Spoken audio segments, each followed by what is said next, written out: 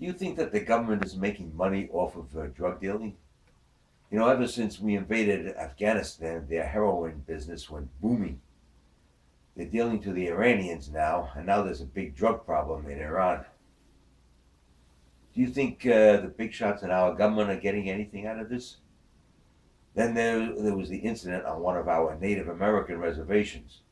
They were growing hemp, and the government invaded them, illegally, of course, and burned out their crops.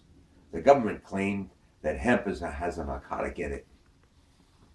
Now, the experts say that that's a lot of bunk, but then why should the government care about hemp anyway?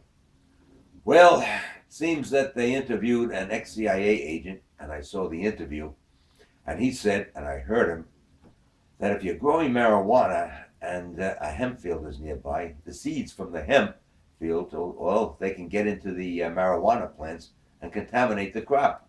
But why should the government care about that? Do you think the government is growing marijuana? Do you remember the Contra scandal back in the 80s?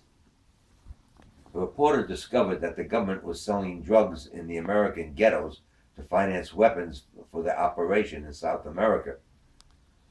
Now, we can't get any more information out of that reporter because 7 years after the incident, he committed suicide. Well, that's what the law said. He shot himself twice in the head. Now, you can't believe that the government had anything to do with that, because if it did kill him and wanted to make it, if they wanted to make it look like a suicide, why would they be stupid enough to shoot him twice? Did you ever think that maybe the government wasn't stupid? That maybe it didn't want it to look like a suicide? That maybe the message was, yeah, we killed him, but it was still ruled a suicide because we own the law. We don't have to obey it. It has to obey us. Now, I'm not saying that this is the case. I mean, it's quite possible that after the man killed himself, his ghost picked up the gun and shot himself again just to make sure. Do you believe in ghosts?